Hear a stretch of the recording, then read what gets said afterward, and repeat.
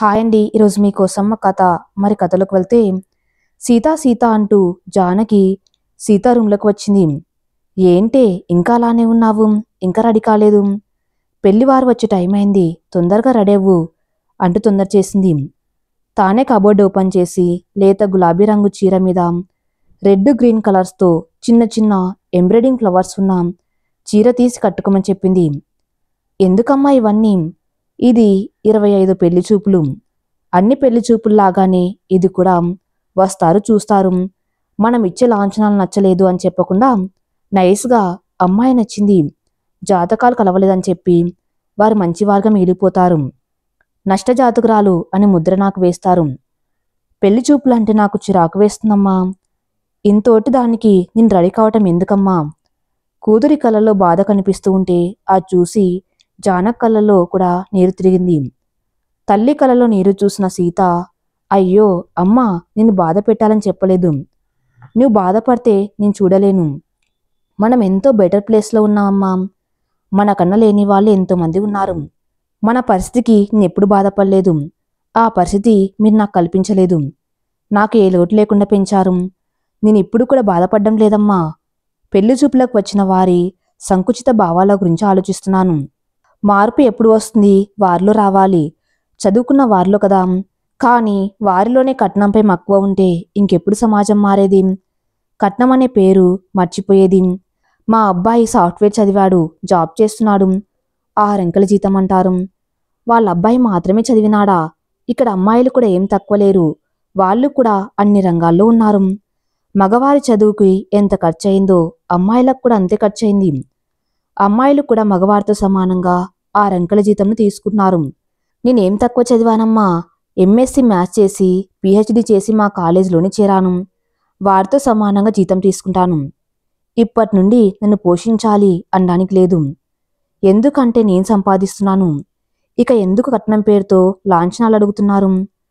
పుట్టినప్పటికీ ఇప్పటి వరకు అయిన ఖర్చు ఉగ్గుపాలతో సహా అంతా రాబట్టుకోవాలి అనుకున్నారేమో. కనీసం చదువుకున్న వారైనా ఇలా ఆలోచిస్తే బాగుంటుంది కదా. చదువుకు మాకు ఎంత ఖర్చు అవుతుందో వారికి అంతే అవుతుంది అని ఎందుకు ఆలోచించరు? ఎక్స్ట్రాగా లాంఛనాలు అడిగితే వారికి కష్టం అవుతుందేమో అని ఎందుకు ఆలోచించరు? నేను ఫీల్ అవుతున్నాను అనుకోని నీ ఫీల్ కాకు అంటూ కళ్ళు తుడిచి రెడీ కావటానికి చీర తీసుకుంది. చీర కట్టుకుంటూ నాకేం తక్కువమ్మా, ఎంతో ప్రేమని పంచే అమ్మా నాన్న ఉన్నారు. మంచి విలువలతో కూడిన విద్యాబుద్ధులు నేర్పించారు. మంచి జాబ్ చేస్తున్నాను. మ్యాథ్స్ ప్రొఫెసర్గా కాలేజీలో మంచి పేరు ఉంది. ప్రైవేట్ జాబ్ అయినా సిన్సియర్ అండ్ హార్డ్ వర్కర్ అంటూ నాన్నకు ఆఫీసులో మంచి పేరు సంపాదించుకున్నారు. చిన్న జీతంతో ఇంటిని సమర్థవంతంగా నిడివి మంచి ఇల్లాలు అని నీకు మన బంధువుల్లో నిన్ను మునగ చెట్టు ఎక్కిస్తూ ఉంటారు. ఇవే అమ్మా మనకున్న ఆస్తులు. ఇవే అమ్మా మనమున్నా లేకపోయినా మనం జీవించేలా చేసే ఆస్తులు అంటూ జానకి దగ్గరకు వచ్చి మా మంచి అమ్మ అంటూ ముద్దు పెట్టుకుంది. అల్లరి పిల్ల, ఇంతవరకు ఎంత పెద్ద పెద్ద మాటలు చెప్పావు. మా సీతేనా ఎంత ఎదిగిపోయిందనుకున్నాం అంటూ బుగ్గలాగుతూ. రా, జడ వేసి నీ కిందికి వెళ్తా, ఇంకా చాలా పని ఉంది అంటూ జడ వేసి రెడై దేవుడికి ఈ సంబంధమైన కుదరాలని దేవుడు మొక్కుని కిందికి రా అంటూ వెళ్ళింది. దేవుడికి ఏమని మొక్కుకోవాలి? పెళ్లి చేసుకుని అమ్మ నాన్నల్ని గాలికి వదిలేయాలనా? అది సాధ్యం కాదు. ఈ పెళ్లి చూపులు కూడా క్యాన్సల్ చేయి తండ్రి అంటూ దేవునికి మొక్కుంది. నాన్నది ప్రైవేట్ జాబు, 2 ఏళ్లలో రిటైర్ అవుతాడు. నాన్న పిఎఫ్ డబ్బులతో లోన్ తీసుకొని నా చదువు ఇప్పుడున్న ఈ ఇల్లు కట్టుకున్నాం. నా పెళ్లికని 10 లక్షలు అమ్మ బ్యాంకులో దాచింది. ఎన్ని సమస్యలు వచ్చినా వాటిని వాడలేదు. నేను జాబ్లో చేరి 1 ఇయర్ కూడా కాలేదు. ఇప్పుడిప్పుడే మా ఆర్థిక పరిస్థితి మెరుగుపడుతుంది. ఇప్పుడు నేను వెళ్ళిపోతే మరీ మొదటి పరిస్థితికి వస్తుంది. అందుకే పెళ్లి చూపుల్లో నా శాలరీ మా అమ్మకి ఇస్తాను అని అడిగితే ఎవరూ ఒప్పుకోలేదు. అదిలా సాధ్యం? జాబ్ ఉందనే చేసుకున్నాం అంటారు. మరొక ప్రబుద్ధుడు మా అమ్మని అడిగి చెబుతాను అన్నాడు. చదువు లేని ఆమె చదువుకున్న నాకు వాళ్ళ అబ్బాయి చదువు గురించి, బ్యాంకు ఉద్యోగం గురించి గొప్పగా చెప్పింది. నా జీతం గురించి చెప్పేసరికి అందుకే నీకంత గర్వం అంటూ మాకు సంబంధం వద్దు, ఏమి వద్దు అంటూ వెళ్ళిపోయారు. ఇప్పుడు వచ్చిన వీరు ఏ గొడవ చేయకుండా వెళ్ళిపోతే బాగుండు అనుకుంటూ కిందికి వచ్చింది. జానకి పకోడీలు వేస్తూనే మనసులో దేవుణ్ణి వేడుకుంటూనే ఉంది. ఏంటమ్మా, దేవుడికి అష్టోత్తరాలు చదువుతున్నావా, లేక మొక్కులు మొక్కుంటున్నావా అంటూ తల్లి పక్కగా వచ్చి, తప్పుకమ్మా, నేను చేస్తాను అంది. వద్దులేవే, హీట్కి మరీ చెమట వస్తుంది అంటూ సీతని తేరిపార చూసింది. ఇంత సింపుల్గా ఉన్నావు, సింపుల్గా చైన్ ఒకటి వేసుకున్నావు, లాంగ్ చైన్ వేసుకోకూడదా? పౌడర్ కూడా వేసుకోలే సీత. ఏంటమ్మా ఇది, వెళ్ళు, కనీసం ఫేర్ అండ్ లవ్లీ క్రీమ్ అన్నవాడు వెళ్ళు అంది. నేనేమన్నా ఇంటర్వ్యూకి వెళ్తున్నానా అమ్మా, ఫేర్ అండ్ లవ్లీ వాడితే? ఫేర్గా ఉంటే నాకు జాబ్ ఇవ్వటానికి. రిన్సోప్తో ఉతికిన తెల్ల డ్రెస్ వేసుకున్నామ్మా. హోటల్కి వెళ్తే సెక్యూరిటీ డోర్ తెరుస్తాడు కదా, అలా వీరేమైనా మనసు డోర్ ఏమైనా తీస్తారేమో. ఏం వాడితే పెళ్లి చూపుల్లో ఓకే చేస్తారో ఆ యాడి ఏ కంపెనీ చేయలేదమ్మా. ఆ మాయకంగా మొహం పెట్టింది. అది చూసి జానకి పక్కున నవ్వి, నా సీత ఎలా ఉన్నా బంగారం బొమ్మే అంటూ, నా దిష్టి తగిలేలా ఉంది అంటూ సీత చుట్టూ చేతులు తిప్పి తలకు మొటికలు విరిసింది. సీత నవ్వుతూ కాకిపిల్ల కాకి ముద్దు అంటూ నాన్న ఎక్కడున్నాడంటూ వెనుతిరిగి డోర్ దగ్గరకు వెళ్తూ, లేదమ్మా, పెళ్ళికి కూడా యాడ్స్ ఉన్నాయి. కళ్యాణి జ్యువెలర్సు, కళాంజలి కాంచిపట్టు చీరలు అంటూ కాస్ట్లీ ఐటమ్స్ ఉన్నాయంటూ నాన్నని వెతుకుతూ హాల్లోకి వెళ్ళింది. వెనుదిరిన కూతురు జడలో పువ్వులు లేకపోవటం చూసి స్టవ్ ఆఫ్ చేసి, మీ నాన్న స్వీట్స్ తేవడానికి వెళ్ళాడు అంటూ లోపల నుండి జానకి సమాధానం చెబుతూ ఫ్రిడ్జ్ డోర్ ఓపెన్ చేసి రెడ్ రోజు మల్లెపూలు తీసుకుని కూతురు తల్లో పెట్టబోయింది. అమ్మ, ఏదో ఒకటి పెట్టు అంటే మల్లెలు వదిలేసి గులాబ్ పెట్టింది. థ్యాంక్స్ అమ్మా, సింపుల్గా ఉన్నాను, మల్లెలు ఎక్కడ పెడతావో అనుకున్నాను అంది. సీత నవ్వుతూ, నిన్న ఈ సంబంధమైన కుదరాలని దేవుడికి అర్చన చేయిద్దామని వెళ్ళాను. పూజారికి గోత్రనామాలు చెప్పి దేవుడికి మొక్కుతున్నాను. గుడి గంటలు మోగాయి. అవి నీ పెళ్లి వాయిద్యాలుగా వినిపించాయి నాకు. కళ్ళు తెరిచి దేవుణ్ణి చూశానో లేదో, సీతమ్మ తల్లి తన కుడి భుజంపై నుండి ఈ ఎర్ర గులాబీ రాముని పాదాలపై పడేలా చేసింది. అది గమనించిన పూజారి, ఏం కోరుకున్నావో తల్లి, నీ కోరిక దిగ్విజయంగా పూర్తి అవుతుంది అని చెబుతున్నారు. మరోసారి గంటలు మోగాయి. పూజారి గారు తదాస్తు అంటూ దీవించారు. సీతకి రేపు పెళ్లి చూపులు పూజారి గారు అని చెప్పి వచ్చాను. పూజారి ఈ గులాబీ ఇచ్చి సీతమ్మకి ఇమ్మని చెప్పారు. నువ్వెక్కడ పెట్టుకుంటావు, రేపు పెడదాంలే అని ఫ్రిడ్జ్లో పెట్టాను. నీవు కూడా ఇదే కోరుకున్నావు, అన్ని శుభశకునాలే అని సంతోషపడింది. స్వీట్స్ తావడానికి వెళ్ళిన భర్త ఇంకా రాలేదని గుమ్మం వరకు వెళ్ళింది.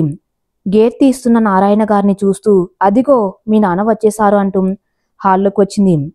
నాన్నకి ఎదురు వెళ్ళి చేతిలోని బ్యాగ్ తీసుకొని, ఎందుకు నాన్న శ్రమ, అమ్మ పాయసం చేసింది, పకోడీలు బజ్జీలు వేసింది, గోడంబి వేసి ఉప్మా చేసింది, సరిపోతాయిగా అంది.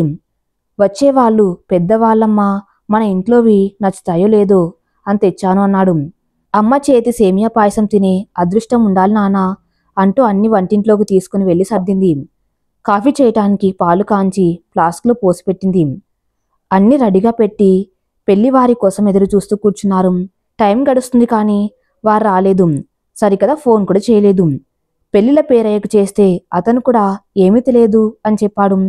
వాళ్ళు ఫోన్ చేయగానే మీకు చేస్తాను అని చెప్పాడు. వారు ఇక రారని డిసైడ్ అయ్యి, కదిలిస్తే వారు బాధపడతారని తల్లి మొహంలోకి చూడకుండా, అమ్మ ఆకలి వేస్తుంది, పాయసం తింటానే అంది. వారి మూడ్ డైవర్ట్ చేయడం కోసం. బిడ్డ ఆకలంటే ఏ తల్లైనా ఊరికే ఉంటుందా? అయ్యో నా తల్లి, వారి గురించి ఆలోచిస్తూ నీ గురించి మర్చిపోయా అంటూ వంటింట్లోకి వెళ్ళి అని డైనింగ్ టేబుల్పై సర్దింది. తండ్రి కూతుర్ని పిలిచి టిఫిన్ వడ్డించింది. సీతకు తినాలని లేదు.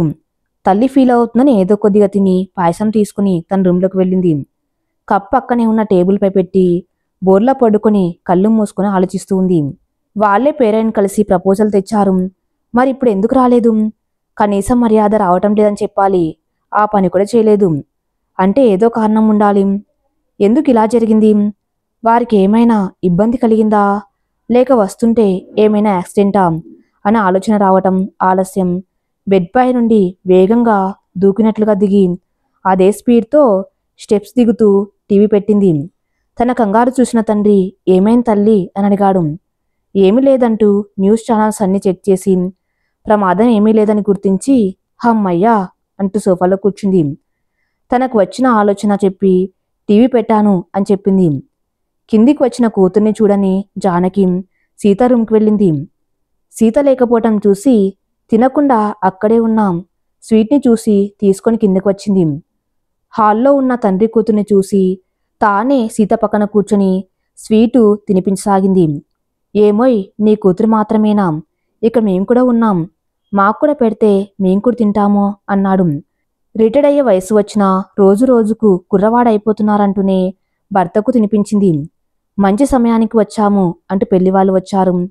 అప్పుడే అన్ని జిల్లాల కలెక్టర్లతో సీఎం సడన్గా మీటింగ్ అంటూ బుల్లెట్ పాయింట్స్ వేస్తున్నారు.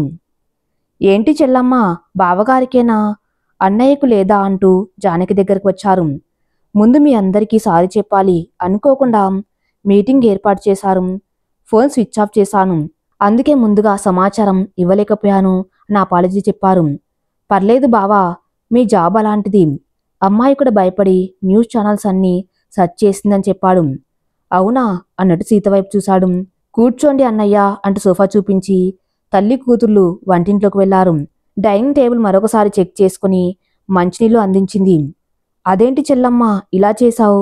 బావగారు నన్ను తిట్టుకుంటారేమో. మంచి ఛాన్స్ నా వల్ల మిస్ అయిందని అంటుంటే జానకి సిగ్గుపడుతూ పొండన్నయ్య గారు అంటూ పక్కకు వెళ్ళింది. మేము అమ్మాయిని ఇదివరకే చూశాము, మాకు నచ్చింది.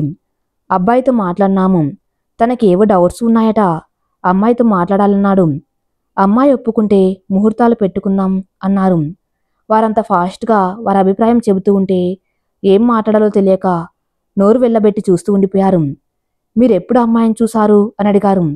అదో పెద్ద స్టోరీ, తీరిగ్గా చెబుతాలేండి అంటూ బావగారు అంటూ పలకరించి మీరేమంటారు అన్నారు.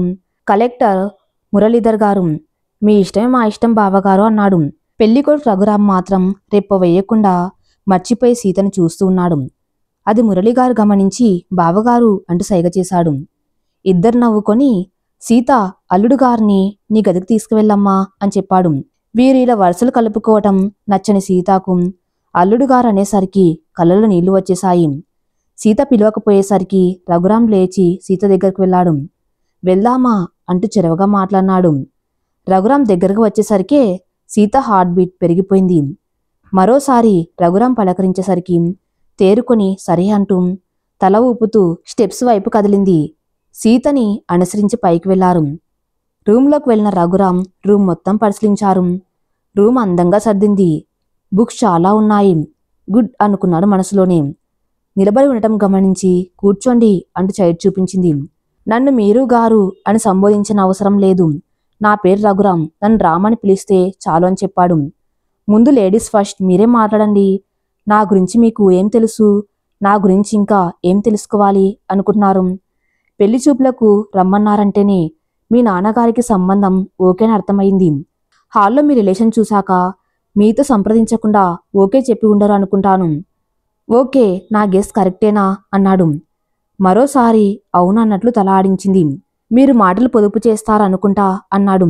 అబ్బే లేదండి అంతే కంగారుగా. రామ్ చిన్నగా నవ్వుతూ ఏమైనా అడుగు అన్నాడు. మీ గురించి తెలుసుకోవాల్సింది ఏమీ లేదు అంది. మరైతే ఇప్పుడు నీ అభిప్రాయం చెప్పు, నన్ను పెళ్లి చేసుకోవడం ఓకే కదా? ఓకే అంటే నా ఆలోచనలు చెబుతా అన్నాడు. నాకు పెళ్లి ఇష్టం లేదండి అంది. ఎందుకు? నేను ఇష్టం లేదా లేక పెళ్ళే ఇష్టం లేదా అన్నాడు. పెళ్ళే ఇష్టం లేదండి అంది. అదెందుకని తెలుసుకోవచ్చా అన్నాడు. మీకు చెప్పవలసిన అవసరం లేదు అనుకుంటా అంది కోపంగా. నాకు చెప్పకపోయినా కింద మీ నాన్నగారికైనా చెప్పాలి కదా. మరీ కూల్ అవుతూ మీరే చెప్పండి నచ్చలేదని అంది.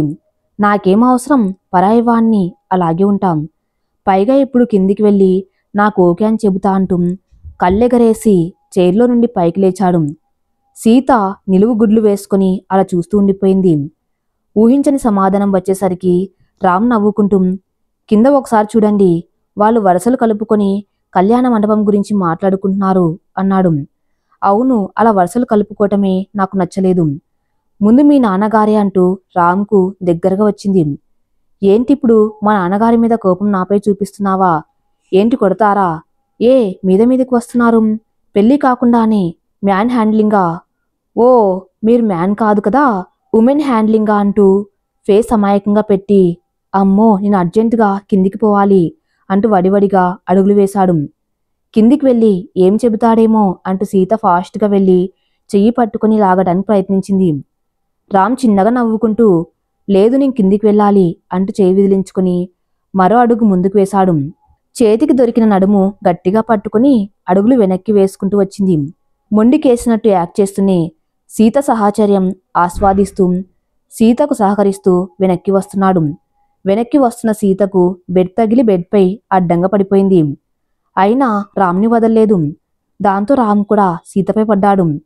ముందుగా తేరుకున్న రామ్ పక్కకు పొర్లినాడు. రామ్ ఎక్కడ కిందికి వెళ్తాడో అని రామ్ని గట్టిగా పట్టుకుని తన పైకి లాక్కొని గట్టిగా పట్టుకుంది. రామ్ నవ్వుకుంటూ సీత వైపు చూశాడు. ఇద్దరి కళ్ళు కలుసుకున్నాయి. సీత కళ్ళల్లో భయంతో కూడిన నీళ్లు దూకటానికి సిద్ధంగా ఉన్నాయి. అది గమనించిన రామ్ తన టెన్షన్ పోగొట్టాలని సీతని చూసి కన్ను కొడుతూ మనకింకా పెళ్లి కాలేదని ఆలోచిస్తున్నాను. ఇలా పట్టుకుంటే నాకు ఏమో చేయాలనిపిస్తుంది అంటూ భయంతో అదురుతున్న చిన్న పెదాలని చూస్తూ దగ్గరకు వస్తున్నాడు. వెంటనే సీత అలర్ట్ అయి సిగ్గుపడుతూ పక్కకు తోసేసింది. అంటూ ఇదేం బాగులేదు, ఎక్కడికో తీసుకువెళ్ళి కిందకు తోసేశారు అంటూ రామ్ చిన్నపిల్లాలా కాళ్ళు చేతులు ఆడిస్తూ ఏడుస్తున్నట్టు యాక్ట్ చేశాడు. వేసిన వేషాలు చాలు లెండి అంటూ చెవి పట్టుకొని లేపి కూర్చోపెట్టింది. ఇప్పుడేం చెబుతావా లేక కిందికి పొమ్మంటావా అంటూ సీరియస్గా అడిగాడు. లేట్ అయితే మనవన్ని ఇచ్చే కార్యక్రమంలో ఉన్నారనుకుంటారు, తొందరగా స్టార్ట్ చేస్తే అంటూ బెడ్పై బాసిం పట్టు వేసుకొని కూర్చున్నాడు. ఇప్పుడే సీరియస్ అవుతాడు, అంతలోనే రొమాంటిక్ మాట్లాడతారు, వెంటనే ఎంత వేరియేషన్స్ చూపిస్తారు అనుకుంటూ సీత చైర్లో కూర్చోబోయింది. వెంటనే రామ్ సీత చెయ్యి పట్టుకుని తన ఎదురుగా కూర్చోపెట్టుకున్నాడు. సీత నవ్వుతూ రామ్ వైపు చూస్తూ కూర్చుంది. సీత 2 నిమిషాలు మౌనంగా ఉండి తర్వాత స్టార్ట్ చేసింది. మిమ్మల్ని పెళ్లి చేసుకోవటం నాకిష్టమే అంది. అది తెలుసు, వద్దనుకోవడానికి రీజన్ చెప్పు అన్నాడు. మరి అది అంటూ నసుకుతూ ఉంది. మరి అది చెప్పు, కింద ఉన్న వాళ్ళు భయపడి పైకి వస్తారు. ఇప్పటికే మనం వచ్చి గంట పైన అయింది. పెళ్లి చూపుల్లో 10 నిమిషాలు మాట్లాడుకోవటానికి ఇస్తారు. మనం ఇంతసేపు ఉంటే వాళ్లకు డెఫినెట్గా పైకి వస్తారు అన్నాడు. అంతలో కింద నుండి నారాయణ గారు అమ్మ సీత అన్నారు. సీత స్టెప్స్ దగ్గరకు వచ్చి 10 నిమిషాలు నాన్న అంది. వెనకే వచ్చిన రామ్ అరగంట అని చెప్పి 10 నిమిషాలకు పూర్తి కాదు అన్నాడు. సీత వెంటనే అరగంట చెబుతారంట నాన్న అంది రామ్ వైపు చూస్తూ. అమ్మని తెలివితేటలు మస్తుగానే ఉన్నాయే అంటూ రూంలోకి వెళ్ళాడు. పంతులు గారితో అన్నీ ఎంక్వైరీ చేశాను అన్నావుగా, మరింక చెప్పేదేమీ లేదు, ఇక మీరు చెబితే వింటాను అంది. నీ నోటితో వినాలని వచ్చాను, చెప్పు అన్నాడు. తను చిన్నప్పటి నుండి నాన్నపడిన కష్టం, తన చదువు కోసం ఇంటి కోసం నాన్నపడిన కష్టం కళ్ళ ముందు మెదులుతుంటే నా దారి నేను చూసుకోవాలంటే ఎలా, అది నా వల్ల కాదు. అందుకే నా శాలరీలో సగం అమ్మకి ఇవ్వాలి అనుకున్నాను. ఇది ఒప్పుకున్నట్టు బాండ్ పేపర్పై సైన్ చేస్తేనే పెళ్ళి, లేకుంటే లేదు. సరే నీ ఇష్టం, కిందికి వెళ్ళి నాకు ఓకే అని చెబుతా అంటూ సీతను చూస్తూ కళ్ళెగరేశాడు. సీత అంతే కోపంగా రామ్ని చూస్తూ రూమ్లో మిస్బిహేవ్ చేశావని నాకు ఈ పెళ్లి వద్దని చెబుతా అంది. అమ్మో, ఇది చెప్పినా చెబుతుందనుకొని చెయ్యి పట్లాగుతాడు. వెళ్ళి బెడ్పై కూర్చోబెట్టి నీ గురించి పూర్తిగా తెలుసుకుని పెళ్లి చూపులకు వచ్చాను. అవునా, మీకు నేను ఎలా తెలుసు? అమ్మ వాళ్ళ మ్యారేజ్ డే రోజు నాన్న సెక్యూరిటీ లేకుండా గుడికి వచ్చారు. వారెవరనేది అక్కడ ఉన్న భక్తులకు తెలియదు కదా. అక్కడికి ఎస్పీ సార్ నాన్న వాళ్ళు గుడికి వస్తారని దేవాలయ ప్రధాన అర్చకులకు ఇన్ఫర్మేషన్ ఇచ్చారు. అర్చకులు వచ్చేసరికే నాన్న వాళ్ళని క్యూలో రమ్మని గొడవ చేశారు. నాన్నకి ఇంపార్టెంట్ మీటింగ్ ఉండడం వల్ల క్యూలో వెళ్ళి దర్శనం చేసే సమయం లేదు. పూజారి చెప్పేది వినకుండా అక్కడ ఉన్నవారు చిన్న గొడవ స్టార్ట్ చేస్తే దర్శనం చేసుకోకుండా వెళ్తే అమ్మ ఫీల్ అవుతుందని నాన్న ఆలోచిస్తూ ఉంటే అది గమనించిన నీవు నాన్న వాల్యుబుల్ టైం గురించి వారికి వివరించి పక్కకు తప్పుకొని దర్శనానికి పంపించారట కదా. నీ పూజారి గారితో మాట్లాడుతూ ఉండటం గమనించారు నాన్న. నీ బిహేవియర్ నచ్చిన నాన్న నిన్ను అబ్జర్వ్ చేయటం గమనించిన పూజారి ఏంటి సార్ మా సీతను గమనిస్తున్నారు అని అడిగారు. అలా నీ గురించి పూజారితో డీటెయిల్స్ అడిగి తీసుకున్నారు. అప్పుడే నీవు అనాథవని, పిల్లలు లేని నారాయణ గారు నిన్ను పెంచారని, వారి కష్టంతో పెరిగిన నీవు పెళ్లి పేరుతో వారిని వదిలి వెళ్ళటం ఇష్టం లేని నువ్వు నష్టజాతకురాలని ట్యాగ్ వేసుకుని పెళ్లి సంబంధాలు చెడగొడుతున్నావు అని తెలిసింది. నీ మంచితనం నచ్చి నిన్ను వెతుకుతూ వచ్చాం. ఇక్కడికి వచ్చాక మేము రావటం లేట్ అయితే మమ్మల్ని అనుమానించకుండా మాకేమైందో అని టీవీ పెట్టి న్యూస్ చూసారు చూడు, అది నచ్చింది. ఉదయం నుండి జరుగుతున్న విషయాలు పక్కన పెట్టి అన్నీ మరిచి ఒకరి కోసం ఒకరన్నట్లు తినిపించుకున్నారు చూడు. అప్పుడే నేను ఫిక్స్ అయ్యాను. నీ ఒప్పుకోకపోతే ఎత్తుకపోయైనా చేసుకోవాలని డిసైడ్ అయ్యాను. ఎందుకంటే మా అమ్మ నాన్నని కూడా అలాగే చూసుకుంటావని. ఇక నీ సమస్య మీ అమ్మ వాళ్ళని చూసుకునే బాధ్యత నువ్వు తీసుకోవాలని కదా. అది నీ ఇష్టం. నాకు ఏం అభ్యర్థనం లేదు. మీ వాళ్ళకి నీ జీతం మొత్తం ఇచ్చినా ఓకే, లేదా వారిని నీతో పాటు తీసుకువచ్చినా ఓకే, ఏదైనా చాయిస్ నీదే అన్నాడు. రఘురాం మాటలు విన్న సీతకు ఆనందంతో మాట రాలేదు. కళ్ళలో నీరు వస్తుంటే అది చూసిన రామ్, హే సీత, ఏంటా కన్నీళ్ళు? నీ ఇష్టమని చెప్పాగా. ఏ బాండ్ పేపర్పై సైన్ చేస్తే నమ్ముతావా? చెప్పు, రెడీ చేయిస్తా అన్నాడు. లేదంటూ రామ్ చేయి గట్టిగా పట్టుకుంది. సీత అంటూ జానకి పైకి వచ్చింది. సీత, అబ్బాయి ఎప్పుడు తిన్నాడో ఏమిటో, తింటూ మాట్లాడుకోండి. మా భోజనాలయ్యాయి, రండి చల్లారిపోతుంది అంది. సరే అంటూ ఇద్దరు కిందికి వచ్చారు. భోజనం చేస్తూ, మీరేదో మాట్లాడాలన్నారు కదా, చెప్పండి అని సీత. నిన్ను పెళ్లి చేసుకోవడం నాకు ఇష్టమే సీత. అయితే పెళ్లి కొన్ని సంవత్సరాలు వాయిదా వేద్దాం అనుకున్నాను. నేను గ్రూప్స్కి ప్రిపేర్ అవుతున్నాను. పోస్టింగ్ కొట్టాక పెళ్లి చేసుకోవాలనుకున్నాను. ఇది నువ్వు యాక్సెప్ట్ చేయాలి అన్నాడు. ఓకే, నాకు కూడా గ్రూప్కి ప్రిపేర్ కావాలని కోరిక, అందుకే నేను కూడా ఓపెన్కి ప్రిపేర్ అవుతున్నాను అంది. మీకు అవసరమైతే హెల్ప్ చేస్తా అని సీత. ఓ అవునా, అయితే ఇద్దరం కోచింగ్ తీసుకుందామన్నాడు. నాన్నకి ఇబ్బంది పెట్టదలుచుకోలేదు అంది. ఖర్చుకు భయపడి నేనే పే చేస్తా అన్నారు రామ్. భోజనం చేసి రామ్ హాల్లోకి వెళ్ళాడు. సీత డైనింగ్ టేబుల్ సర్ది తను కూడా హాల్లోకి వెళ్ళింది. వీరు ఎలాగో పెళ్లి కొప్పుకుంటారని గెస్ట్ చేశాం, అందుకే ముహూర్తాలు పెట్టించాము, కళ్యాణ మండపం మాట్లాడినామని చెప్పారు. ఇద్దరు ఆశ్చర్యంగా ఒకరిని ఒకరు చూసుకున్నారు. మాకు ఓకే, పెళ్లి 2 years పోస్ట్ పోన్ చేద్దాం అనుకున్నాం అన్నారు. పెళ్లి చేసుకొని కూడా ట్రైనింగ్ వెళ్ళవచ్చు, ఇందులో మార్పు లేదన్నారు. ఇద్దరు ఒకరినొకరు ఏం చేద్దాం కళ్ళతో సైగ చేసుకున్నారు. చివరికి ఓకే అని చెప్పారు. సీతకి ఏం అర్థం కావటం లేదు. తను పెట్టిన కండిషన్స్కు ఒప్పుకున్నారు. వరుసలు కలుపుకొని ఎన్నో సంవత్సరాల నుండి పరిచయం ఉన్నట్టు మాట్లాడుతూ ఉన్నారు. ఏం అర్థం కాక వీళ్ళు వెళ్ళాక అమ్మతో మాట్లాడాలి అనుకుంది సీత. పెద్దలు పంతులు గారితో మాట్లాడుతూ ఉంటే రామ్ సైగ చేశాడు పక్కకు రమ్మని. ఏంటి అంటూ సీత వెనక పెరట్లోకి వెళ్ళింది. వెనకే రఘురాం కూడా వెళ్ళాడు. ఇద్దరు అక్కడ ఉన్న బాదం చెట్టు అరుగుపై కూర్చున్నారు.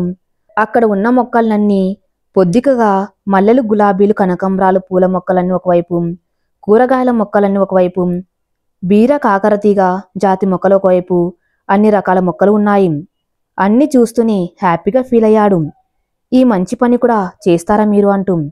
అవును, ఇవన్నీ అమ్మ పెంచిన మొక్కలు, ఇదమ్మ సామ్రాజ్యం అంది. ఎందుకు రమ్మన్నారు అంటూ అడిగింది. పెళ్లికి ఓకే అని తల ఊపినావుగా, అందుకే పిలిచాం. వద్దు అనుకున్నాంగా, మరెందుకన్నావు అన్నాడు. అదేంటి, నీవేగా ఓకే అను అని సైగ చేశావు, మరి నన్ను అంటున్నావంది. నీవేదో ప్లాన్ చేసావనుకుని సరే అన్నాను అంది. అవును, నేను అలానే అనుకున్నా, కానీ నిన్ను చూశాక పెళ్లి చేసుకోవాలనిపించింది అన్నాడు చిన్నగా నవ్వుతూ. ఆ అందే ఆశ్చర్యంగా చూస్తూ. ఆ లేదు ఊ లేదు, ఒప్పుకోకపోతే కొట్టి మరీ చేసేలా ఉన్నారు, అందుకే సరే అన్నాను. వివాహయ విద్య నాశ్య అని ఏమో అన్నారు. పెళ్లి చేసుకున్నా మనం దూరంగానే ఉండవచ్చు, పెళ్లి కాకుండా కలిసి ఉంటాం, కలిసి చదువుతామంటే ఎవరో ఒప్పుకోరు, అందుకే ఒప్పుకున్నాను. పెళ్లి చేసుకుని లైఫ్లో సెటిల్ అయ్యాక కొత్త లైఫ్ స్టార్ట్ చేద్దాం అని అనుకున్నారు. పెళ్లికి ముహూర్తం పెట్టించారు. 2 వైపులా ఖర్చులు పెట్టుకుని గ్రాండ్గా పెళ్లి చేశారు. సీత గదిని అందంగా రెడీ చేశారు. ఆ పక్కనే గదిలో సీతను రెడీ చేస్తున్నారు. సీతను చూసిన జానకమ్మ, నా సీత సీతా కళ్యాణంలోని సీతాదేవిలా అందంగా ఉంది, నా బంగారు తల్లి నా దిష్టి తగిలేలా ఉంది అంటూ తల చుట్టూ తిప్పి తలకు మెటికలు విరిచింది. తన కళ్ళ కాటుక తీసి బుగ్గన చుక్క పెట్టింది. ఏంటమ్మా ఇది, మాకిష్టం లేకుండా ఇలా గదిలోకి పంపిస్తారా అంది. పెద్దలుగా మేము చేయవలసినవి మేము చేస్తాం, ఆపై మీ ఇష్టం అంది. ఇదేమి చూద్దామే తల్లి, పెళ్ళవటం ఆలస్యం, కట్టుకున్నోడి కవిగిల్లో వాలిపోవాలనుకుంటారందరూ. ఇది చూస్తే రాముణ్ణి ఆమడు దూరం పెట్టేలా ఉంది అంటూ వచ్చిన అమ్మలక్కలు అందరూ బుగ్గలు నొక్కున్నారు. దంపతి పూజ చేయించి పెద్ద ముత్తైదువులకు దంపతి తాములం ఇప్పించారు. అనంతరం గదిలోకి రఘురాముని పంపించారు. గదిలో పాలనురగ లాంటి పట్టు పంచి పైజామాలో రఘురాముడు సీత కోసం ఎదురు చూస్తున్నాడు. పట్టె మంచంపై ఉన్న మల్లెలు మత్తెక్కిస్తున్నాయి. ఏసీ గదిలో కూడా చిరు చెమటలు పడుతూ ఉన్నాయి. ఉదయం పూజకు సీత పక్కన కూర్చున్నప్పటి నుండి మనస్సు ఏదో తెలియని ఫీలింగ్. మనసు సీత సాంగత్యం కోరుకున్నది. బుద్ధి లక్ష్యాన్ని చూపిస్తున్నది. మరి ఏం జయిస్తుందో చూడాలి. మరి సీత వస్తున్న అడుగుల సవ్వడి వినిపిస్తుంది. స్నేహితులు వరసైన వారి అల్లరి మాటల నవ్వులతో సీత పాల గ్లాస్తో గదిలో అడుగుపెట్టింది. సీతని గదిలోనికి తోసి బయట గడియవేశారు. సీత ఒక క్షణం అక్కడే ఆగింది. నేను వెళ్ళాలా లేక రఘురాం వచ్చే వరకు ఉండాలా అని మనసులో ఆలోచిస్తుంది. ఇక్కడ మన హీరో గారు నేను వెళ్ళి తీసుకురావాలా, తానే వస్తుందా అని అనుకుంటున్నాడు. సీత వస్తున్నట్టు అడుగుల శబ్దం వినిపించక తల ఎత్తి సీత వైపు చూశాడు. అక్కడే ఉంది అంటే నేనే వెళ్ళాలి, ఇదేదో నాకు వర్కౌట్ అయ్యేలా ఉంది అంటూ రఘురాం సీత దగ్గరికి వెళ్దాం అని పైకి లేచాడు. రామ్ రాలేదని సీత వచ్చేసింది. దగ్గరకు వచ్చిన సీత పాల గ్లాస్ అందించింది. పాలు తాగి గ్లాస్ సీతకిచ్చాడు. సీత కూడా పాలు తాగి గ్లాస్ టేబుల్పై పెట్టింది. అంతవరకు మనసులో ఏదో బెరుకుగా ఉన్న రఘురాం సీత గ్లాస్ అందుకొని పాలు తాగేసరికే రఘురాం మనసు గాల్లో తేలిపోయింది. మీరిక్కడే బెడ్పై పడుకోండి, నేను అక్కడ సోఫాలో పడుకుంటా అని దిండు తీసుకుంది. గాల్లో తేలుతున్న రఘురాం గాలి తీసిన బెలూన్లా దబ్బున కింద పడ్డట్టు అయింది. రెడ్ బార్డర్ ఉన్న వైట్ శారీ కట్టుకుని తల నిండా మల్లెపూలు పెట్టుకుని చేతి నిండుగా ఎర్రటి మట్టి గాజులు వేసుకుని బాబొమ్మలా అందంగా ఉంది.